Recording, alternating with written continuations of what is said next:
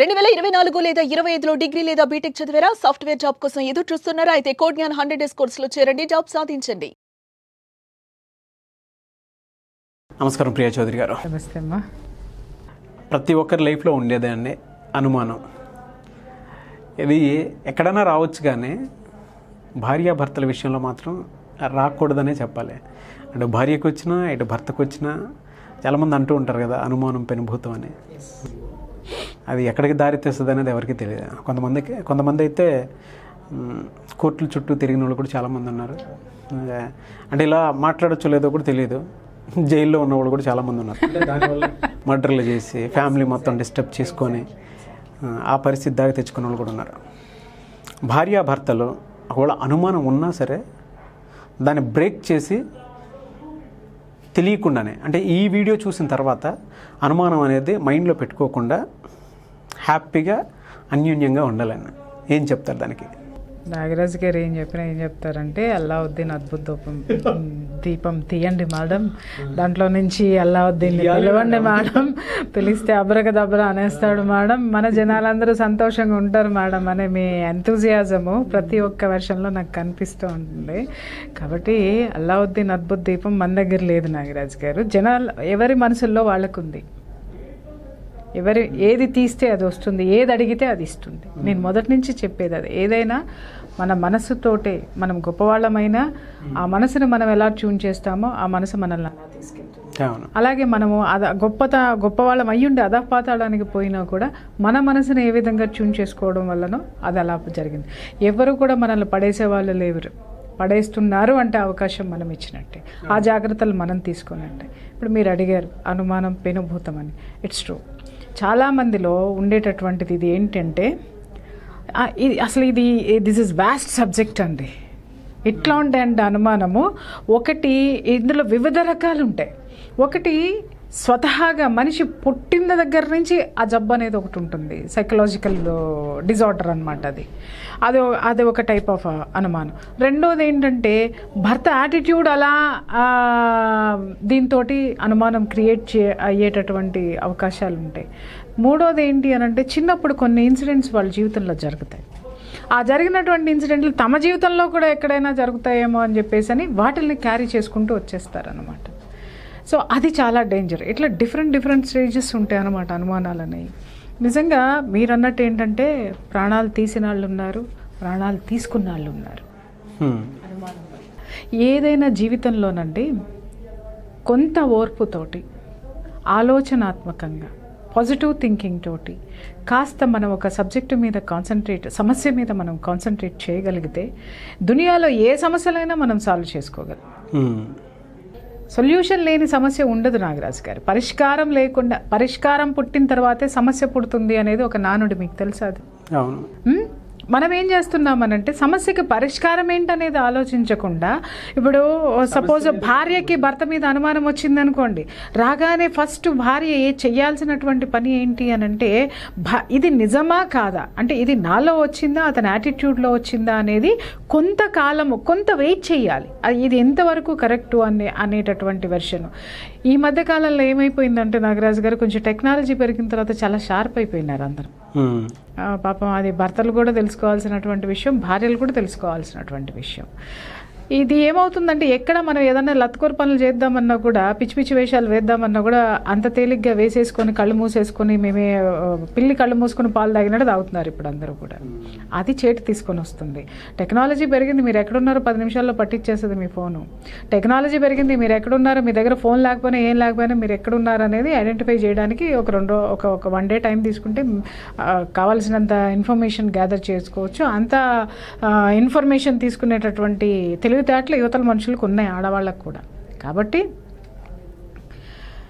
ఎన్ని మాట్లాడుకున్నా కానీ నమ్మకం ముఖ్యం నాగరాజు గారు. ఒక మనిషి మనల్ని నమ్ముకొని మన జీవితంలోకి వచ్చారు, భార్య అయినా భర్త అయినా.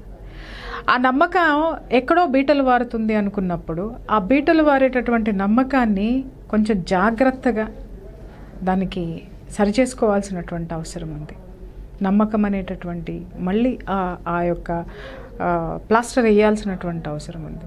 ఇక్కడ మనం ఏం చేస్తున్నాము అనంటే, పొసెసివ్నెస్ అనేది భార్యకి భర్తకి, భర్త మీద భార్యకి, భార్య మీద భర్తకి ఉంటుందండి.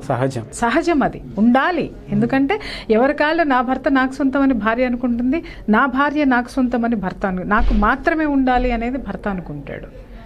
ఇది ఎలా ఉండాలి అని అంటే తను ప్రేమతో తన భర్తని తన దగ్గరే ఉంచుకోగలగాలి. తన ప్రేమతోటి, తన యాటిట్యూడ్ తోటి భార్యని తనతోటే, భార్య యొక్క ఆలోచనలు కానీ భార్యని కానీ తనతోటే పెట్టుకోగలిగేటటువంటి సామర్థ్యము, తెలివితేటలు, ఆ యొక్క నమ్మకం అనేటటువంటి టాబ్లెట్ భర్త భార్యకి వేయాల్సినటువంటి అవసరం ఉంది. ఇక్కడ ఇవన్నీ మానేసి మనం ఏం చేస్తున్నాం అనంటే ఎవరి కాళ్ళకి ఈగో. ఒకప్పుడు భార్య చాలా విషయాల్లో సర్దుకుని పోయేది, ఎందుకంటే హౌస్ వైఫ్ కాబట్టి. బట్ ఇప్పుడు భార్య కూడా ఎడ్యుకేటెడ్ అయిపోయింది కదా, నీతో పాటు సమానంగా సంపాదిస్తుంది కదా, నువ్వేం చేస్తున్నా నువ్వుండే ఫీల్డ్లో తను ఉంటుంది కదా, లేదు నువ్వుండే ఫీల్డ్ ఎలాంటిదో తనకి తెలిసిపోతుంది కదా, సో నువ్వు చెప్పేది నిజమో కాదో తనకి తెలిసిపోతుంది కదా. అక్కడ ఏమవుతుంది అనంటే, నేనేమంటాను అనంటే పొరపాట్లు జరగచ్చు, పొరపాట్లు మాత్రమే. ఇంతకుముందు ఒక ఎపిసోడ్లో కూడా మనము ఒకటి డిస్కస్ చేసుకున్నాం. పొరపాటు జరిగినప్పుడు క్షమించుకోవాలి, పొరపాటు జరిగినప్పుడు మళ్ళీ జీవితంలో దాన్ని రిపీట్ కాకుండా ఆ యొక్క ఆ గ్యాప్ ఏదైతే ఉందో దాన్ని భార్యాభర్తలు ఇద్దరు పూడ్చుకోవాల్సినటువంటి అవసరం ఉందనేది మనం ఒకటి. ఇది ఏమవుతుందంటే ఈ ఈగోస్ వల్ల దీన్ని ఆ గ్యాప్ని పెంచి పెంచి పెంచి పెంచి అగాధం చేసేసుకుంటున్నారు. ఏమవుతుందంటే ఇక్కడ నువ్వు ఇలా చేసావు కదా అంటే భర్తని భార్య నిలదీస్తే భార్యని భర్త, నువ్వు అప్పుడు అలా చేసావు కదా నాకు తెలీదా. దీనివల్ల నష్టపోయేది ఎవరు అనంటే పిల్లలు. అవును, వాళ్ళేం పాపం చేశారండి? మీ మీద ఒకరికి మీకు నమ్మకం లేదు, సరే వాళ్ళని కన్నారు, కనీసం వాళ్ళకన్నా మీ మీద నమ్మకం ఉండాలి అనుకున్నప్పుడు వాళ్ళ భవిష్యత్తు ఏంటో ఒకసారి ఆలోచించుకుని కూడా వీళ్ళిద్దరూ ఒకరినొకరు సమర్థించుకోవాల్సినటువంటి అవసరం ఉన్నది కదా. అవును, ఈ అనుమానం పడే ముందు నాగరాజు గారు, ఏ భార్య కానీ భర్త కానీ ఒకరి మీద ఒకరికి అనుమానం పడే ముందు కొద్దిగా నేను ఆలోచించమంటాను ఏంటి అని అంటే, దాన్ని తెగేంత వరకు లాగే విధంగా దాన్ని లాగకండి. నిర్ధారణ అయ్యింది, భార్య పలానా అని నిర్ధారణ అయింది, భర్త పలానా అని నిర్ధారణ అయింది, అనుమానం అన్నారు, అనుమానం నిజమే అనుకున్నాం, దాని పరిష్కార దిశగా వెళ్ళండి. ఆ పరిష్కారం ఎలా ఉండాలి అని అంటే, మీ దాంపత్య జీవితాన్ని, మీ యొక్క భార్యాభర్తల బంధాన్ని డిస్టర్బ్ చేయొద్దు. ఓకే, అది కలిపేటటువంటిది ఉండాలి. అంటే ఇక్కడ ఏముంటుంది, క్షమాపణ అనేటటువంటి గుణము, ఆ యొక్క బాధ్యత అంటాను నేను. క్షమాపణ అనే గుణం అన్నట్టు కరెక్ట్ కాదు, అందరికీ అర్థం అవ్వాలి కాబట్టి నేను ఆ వర్డ్ వాడుతున్నాను. కానీ మనము ఆల్రెడీ ఒక జీవితంలోకి మనం ఎంటర్ అయిన తర్వాత అది జీవితాంతం మనం కొనసాగించుకోవాలి అని అనుకున్నప్పుడు ఇలాంటి పొరపాట్లు జరిగినా ఒకళ్ళనొకళ్ళు చాలా జాగ్రత్తగా కరెక్ట్ చేస్తూ ఒకరిని ఇంకొకరు కరెక్ట్ చేసుకుంటూ ముందుకు సాగాలి అనేది నేను చెప్తాను. ఇప్పుడు పెంచుకోవడం వల్ల ఏమవుతుంది, డిస్టర్బెన్సెస్ వస్తాయి, మానసికంగా కుంగుబాటు వస్తుంది, తర్వాత దాంతో ఉద్వేగం వస్తుంది. ఇంకొకటి నేనేమంటానంటే, భార్య మీద నీకు అనుమానం ఉంది, ఎక్కడ మైనస్లు ఉన్నాయో ఒకసారి చూడండి, కూర్చోబెట్టి మాట్లాడండి. చాలా విషయాల్లో మనం చూసాం నాగరాజు గారు, అనుమాన పడిన తర్వాత అది నిజమని నివృత్తి అయిన తర్వాత భార్యని నిలదీస్తే చాలామంది ఏంటంటే వీటిని ఒప్పుకోరు, యాక్సెప్టెన్స్ వెంటనే రాదు, ప్లస్ కంటిన్యూ చేస్తారండి. ఎక్కడ వీళ్ళకి ఒకళ్ళ మీద ఒకళ్ళకి పగ ఎక్కడొస్తుంది అని అంటే, వీళ్ళు రిక్వెస్ట్ చేసినా కూడా వాళ్ళు ఆపకుండా అది కొనసాగించడం. అంటే చాలామంది అనొచ్చు, మీరు క్షమించేయచ్చు కదా, ఒకసారి ఒప్పుకున్న తర్వాత క్షమించమని అడుగుతున్నారు కదా. నేను అనేది ఏంటనంటే, వీళ్ళకి ఒక్కొక్కసారి కన్ఫామ్ అయిన తర్వాత ఎదుటి వాళ్ళని క్వశ్చన్ చేసినప్పుడు అది కన్ఫర్మేషన్ వచ్చిన తర్వాత వాళ్ళని వాళ్ళు సరిదిద్దుకునేటటువంటి ప్రయత్నాలు ఇక్కడ జరగవు. అక్కడేమవుతుంది, ఇగో మొదలవుతుంది. ఆ ఎగో దేనికి దారితీస్తుంది, పగ కిందకి దారితీస్తుంది. ఆ పగ ఏమవుతుంది, ప్రాణాలను తీస్తుంది, లేదా ప్రాణాలు తీసుకునేలాగా చేస్తుంది. ఇక్కడ అసలు అంత దూరం వెళ్ళాల్సినటువంటి అవసరం ఏముంది?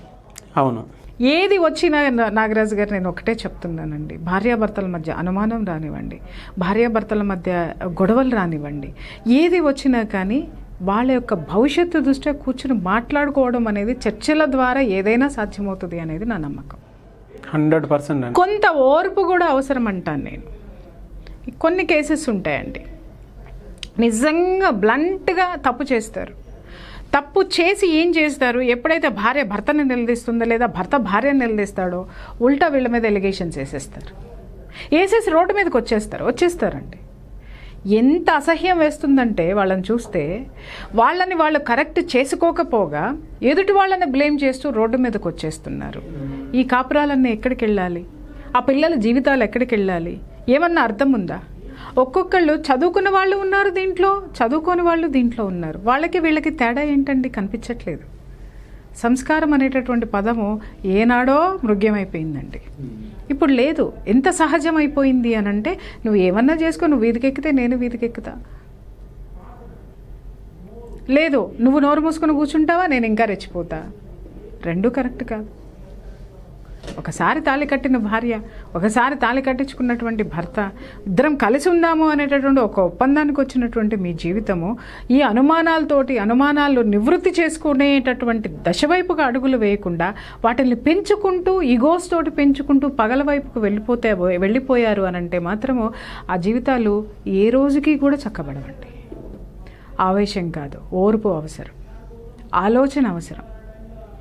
చాలామంది నా దగ్గరికి వస్తూ ఉంటారు కదా నాగరాజు గారు, మేడం అన్ని విధాలుగా చెప్పి చూసామండి, నమ్మటం లేదండి, అన్ని విధాలుగా బ్రతిమలాడామండి, మారట్లేదు కదండి, మేమేం చేయాలండి అని అడుగుతారు. వాళ్ళు అన్ని విధాల భార్యలు కానీ భర్తలు కానీ అన్ని విధాలుగా ట్రై చేస్తారండి. ఎట్లా ఉంటుందంటే, ఇక్కడ భార్య నిలదీసింది అనుకోండి, ఇమ్మీడియట్గా భర్త ఏం చేసేస్తాడు అనంటే తను తాను కాపాడుకోవడం కోసం భార్యను బజార్దాన్ని చేసేస్తాడు. అవునండి. ఎంత అసహ్యంగా ఉంటుందంటే అది భార్య తట్టుకోలేనటువంటి విషయం. అక్కడ ఆత్మహత్యలు జరుగుతాయి నాగరాజు గారు. ఎందుకంటే అతనికి తెలుసు ఈ మాటలు మాట్లాడితే భార్య ఆత్మహత్య చేసుకుంటుంది, నాకు అడ్డు ఉండదు అనేటటువంటి ఆలోచించే క్రూరమైన మెంటాలిటీస్ కూడా కొంతమంది భర్తల్లో నేను చూశాను. అవును. చాలామంది ఛాలెంజ్ చేస్తారండి భార్యలతోటి, నాకు తెలుసు నిన్ను ఇంట్లో నుంచి ఎలా పంపించాలో, నీ పీడ నేను ఎలా వదిలించుకోవాలో నాకు తెలుసు అని భార్యల్ని కావాలని రెచ్చగొట్టి ఆత్మహత్య వైపు తీసి ప్రేరేపించేటటువంటి ఎన్ని నంబర్ ఆఫ్ కేసెస్ అండి. నిజంగా నాకు ఒళ్ళిట్లా జలదరిస్తుంది ఆ కేసెస్ చూస్తే. అట్లాగే భార్యలు ఉంటారు, మార్చుకోమని భర్త శత విధాలా ప్రయత్నించిన వాడిని తీసుకెళ్ళి రోడ్డు మీద పెట్టేస్తారు. ఇంకొకటి అండి, భర్త తిరిగిపోతేనా కానీ 10 మంది చెప్పడానికి కొంచెం ముందుకు వస్తారేమో కానీ, భార్య అలాంటి ఎక్స్ట్రా మ్యారిటల్ అఫైర్స్ ఉండి తిరగబడింది అని అంటే మాత్రం ఆ స్త్రీ జోలికి ఎవరు వెళ్ళరు, వెళ్ళే సాహసం ఎవరు చేయరు. ఎందుకంటే చట్టం చేతిలో ఉంది, చట్టం ప్రొటెక్షన్ ఉంది. ఆ చట్టం ప్రొటెక్షన్ తోటి తాను కాపాడుకుంటున్నాను అని అనుకుంటుంది. కానీ దాని ద్వారా తనకి తానే బలి అయిపోయేటటువంటి కేసులు 100కి 100 ఉన్నాయండి. దేనికైనా కానీ నమ్మకం ముఖ్యం. నమ్మకం బీటలు బారవద్దు. అనుమానం అనేది ఒకటి మొదలయ్యింది అని అంటే పొరపాట్లు ఉన్నాయేమో ఒకసారి కూర్చొని సరి చేసుకోవాల్సినటువంటి అవసరం ఉంది. ఎవరైనా సరే సాగినంత కాలం నా అంతవాడు లేడందరూ. సాగినంత కాలము మీ నోరు లెగుస్తుంది, మీ చెప్పిన కథలు వింటారు, మీరు మీ యాటిట్యూడ్ని యాక్సెప్ట్ చేస్తారు. సాగని రోజున ఎవరైతే మీకోసం ఉన్నారో, ఎవరైతే మీరు మారాలని కోరుకున్నారో ఆ వ్యక్తి మీ దగ్గర లేకపోతే మీ జీవితం ఎంత నరకంగా ఉంటుందో ఒకసారి ఆలోచించండి. మేల్ ఆర్ ఫీమేల్, ఒక చిన్న అనుమానాన్ని నివృత్తి చేసేసుకుంటే సరే. ఆ చిన్న అనుమానం నిజమైంది అంటే దాన్ని సరిదిద్దుకుంటే కొన్ని జీవితాలు బాగుపడతాయండి. భార్యాభర్తలు బాగుపడతారు, బిడ్డలు బాగుపడతారు, బంధువులు తల్లిదండ్రులు హాయిగా ఉంటారు, అందరూ ఉంటారు. బట్ ఇక్కడ ఈగో అనేటటువంటి దాంతో నేను తిరుగుతా, నా ఇష్టం, నువ్వు తిరగట్లేదా, నేను ఇదే పని చేస్తా, నా ఇష్టం, త్వంస్ ఉంటా అంటే త్వంస్ ఉంటా. ఇప్పుడు నేను చూస్తున్నాను కదా నాగరాజు గారు, 40+ ఉన్న వాళ్ళు ఇదే దీంట్లో ఉంటున్నారు. కొత్తగా 25 నుంచి 35 మధ్యలో ఉన్న వాళ్ళు కూడా సేమ్ ఇదే యాటిట్యూడ్ తోటి ఉంటున్నారు. నాకు అర్థం కాని విషయం ఏంటంటే, విలువలు అనేటటువంటి ఒక గీత చెరిగిపోయిందండి, చెరిగిపోయింది.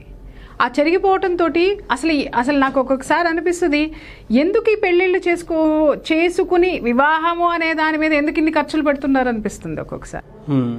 ఇంకొకటి, కొంతమంది కౌన్సిలింగ్ అవ్వాల్సిన అవసరం ఉంది.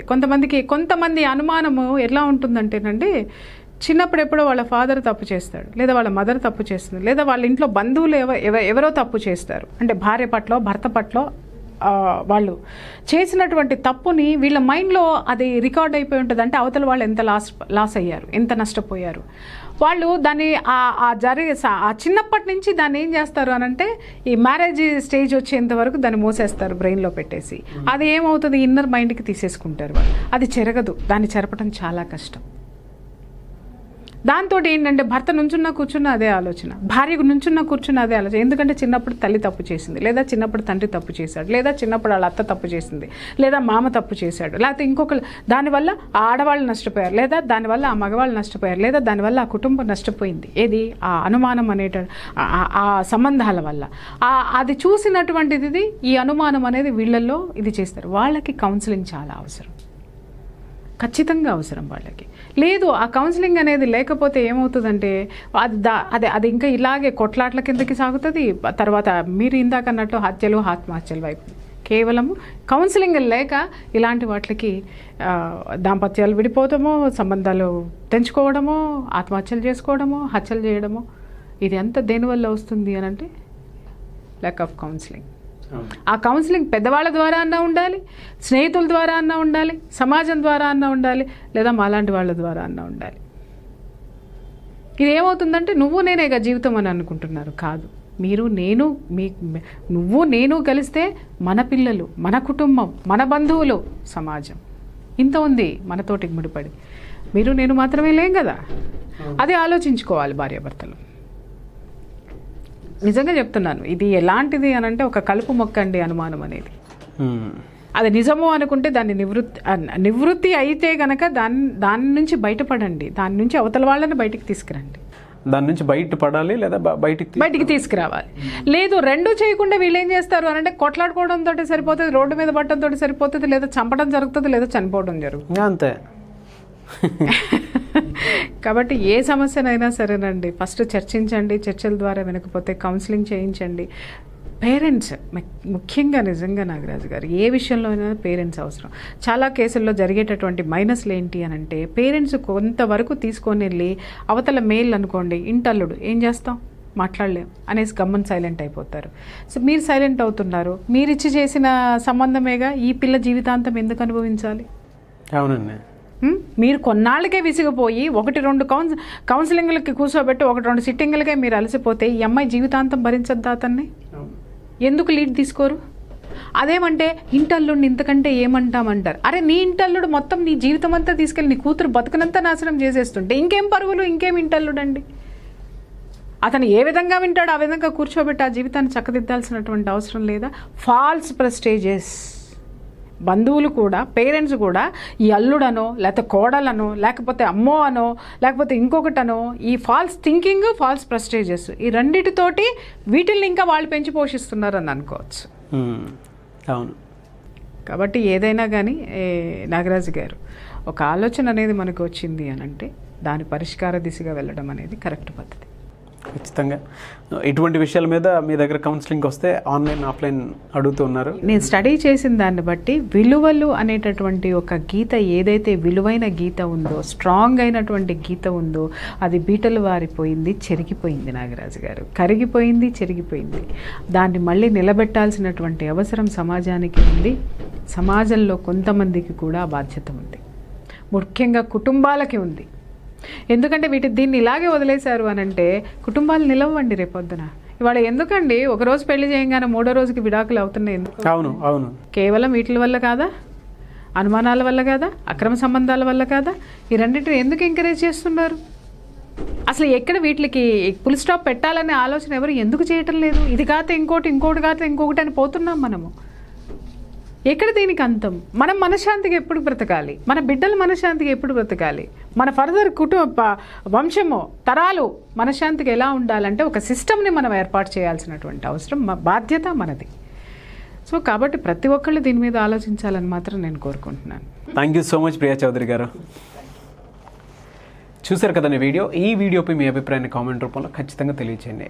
అండ్ ప్రియా చౌదరి గారితో మీరు ఏదైనా టాపిక్ కావాలి అనుకుంటే కింద కామెంట్ బాక్స్లో పోస్ట్ చేస్తే దానికి తగ్గట్టే మేము వీడియోలు కూడా చేయడం జరుగుతుంది. మీకున్న సమస్యలు ఏమన్నా సరే ప్రియా చౌదరి గారి దాకా మీరు రీచ్ అవ్వలేకపోతే ఖచ్చితంగా కింద కామెంట్ బాక్స్లో పోస్ట్ చేస్తే దాన్ని బట్టి అయినా సరే సలహాలు, సూచనలు వీడియో రూపంలో తెలియజేస్తాము. అండ్ ప్రత్యేకించి మీరు నా ఇన్స్టాగ్రామ్ కనుక ఫాలో అయితే సో నేను ఏ ప్రోగ్రామ్స్ చేసినా వాటికి సంబంధించినటువంటి అప్డేట్స్ అయితే ఖచ్చితంగా ఉంటాయి. మిస్టర్ నాగ్ అఫీషియల్ అని నా ఇన్స్టాగ్రామ్ ఐడి ఉంది, దాన్ని మీరు ఖచ్చితంగా ఫాలో అవ్వండి. మీరు ఫాలో అయితే ఎంటర్టైన్మెంట్ కావచ్చు, జాబ్స్ కావచ్చు, పొలిటికల్ కావచ్చు, లేదంటే మోటివేషన్ కావచ్చు, ప్రియా చౌదరి గారి అంటే ప్రస్తుతం ఉన్నటువంటి మేము చేసేటువంటి ప్రోగ్రామ్ మిథునం ప్రోగ్రామ్కి సంబంధించిన అప్డేట్స్ కావచ్చు. చాలామంది ఇప్పుడున్న జనరేషన్కి ప్రీ మ్యారిటల్ కౌన్సిలింగ్ కోసం ఎదురు చూస్తున్నారు, అండ్ కెరీర్ గైడెన్స్ కోసం చూస్తున్నారు, family counselling, personal counselling, financial counselling, వీటితో పాటు ఎక్స్ట్రా మ్యారిటల్ అఫైర్స్ వాటి మీద కూడా సో బయటపడలేకుండా ఇబ్బందులు ఫేస్ చేసే వాళ్ళందరికీ మీరు కనుక ప్రియా చౌదరి గారితో మాట్లాడాలి అనుకుంటే కూడా ఇన్స్టాగ్రామ్ ఐడిని ఫాలో అవ్వచ్చు అప్డేట్స్ కోసం.